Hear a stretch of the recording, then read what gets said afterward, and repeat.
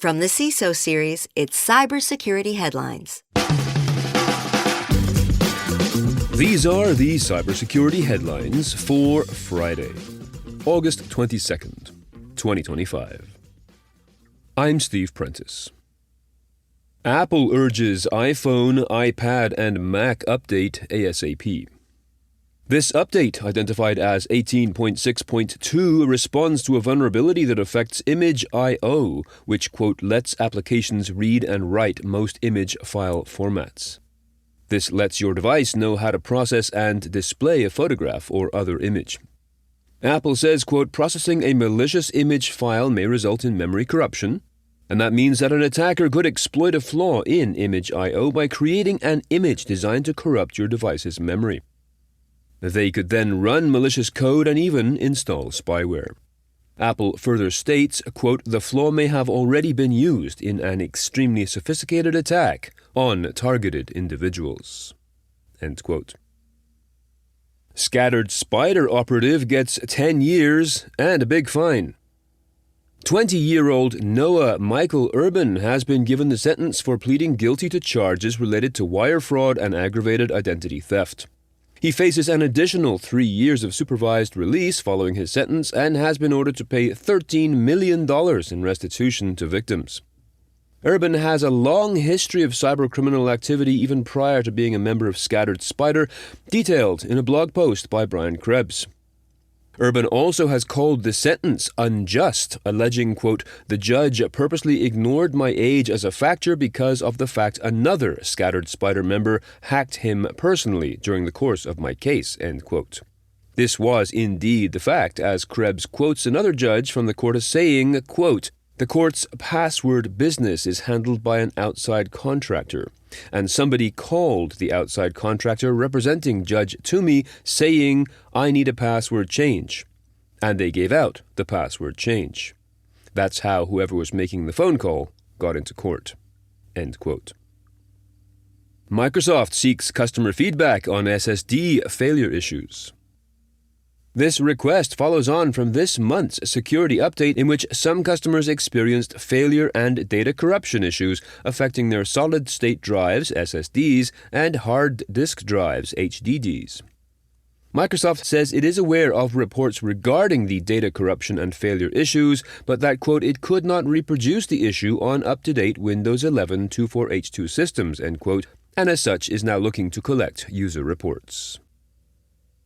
AI crawlers and fetchers place heavy burden on the web.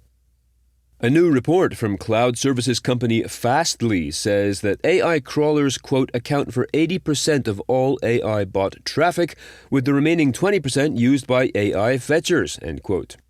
Together, these can demand data from websites up to thousands of times per minute. The report points a finger squarely at Meta's AI division, which accounts for more than half of the crawlers, and also points at OpenAI, which is responsible for the majority of on-demand fetch requests. Fastly senior security researcher Arun Kumar says in the report, quote, AI-driven automation risks are becoming a blind spot for digital teams, end quote. Huge thanks to our sponsor, Conveyor. Does logging into a portal security questionnaire feel like punishment? Conveyor gets that. Other solutions offer browser extensions that require you to do all the copy-pasting. It's slow, tedious, and frustrating. Conveyor takes care of it all for you. Their AI auto-scrolls, finds every question, and fills in accurate answers, all automatically. And also, their AI completes security questionnaires of any format, not just portals.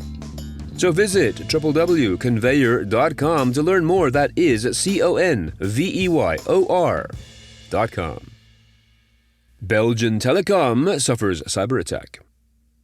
Just a month after its parent company Orange Group detected a cyber attack, the Belgian subsidiary Orange Telecom announced this week that it too had discovered a cyber attack at the end of July.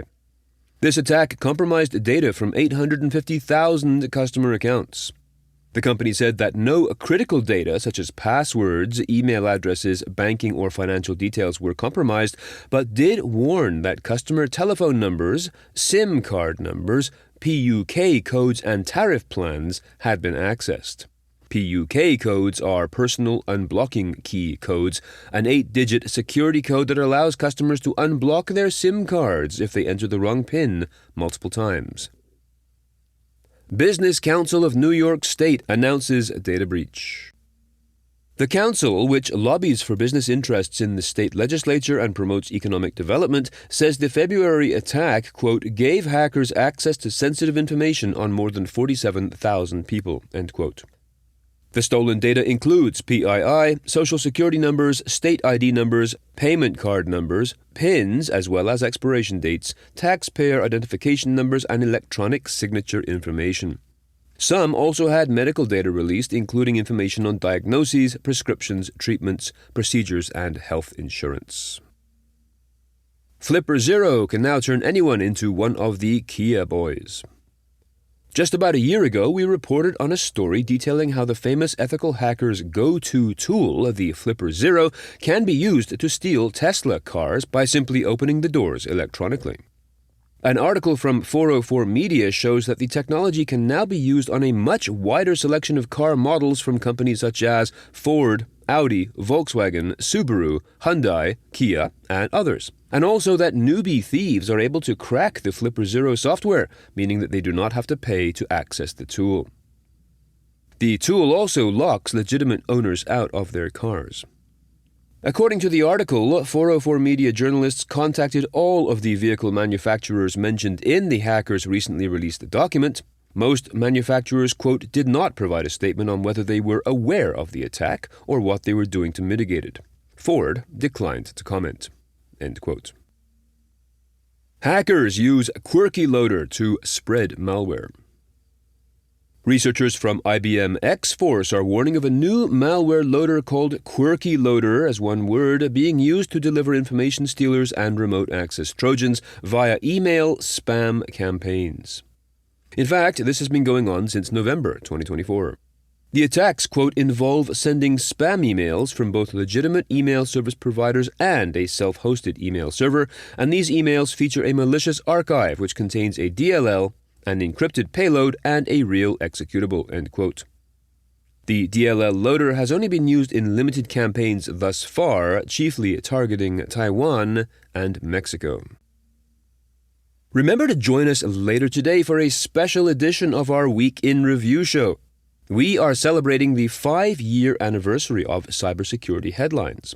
We will still be running down the top news stories of the week, but also we'll be reflecting on some of the favorite stories of the cybersecurity headlines reporters since the show debuted back in 2020. So if you can, join the live stream on the CISO Series YouTube channel later today, 3:30 p.m. Eastern, and as always, your comments and participation are welcome.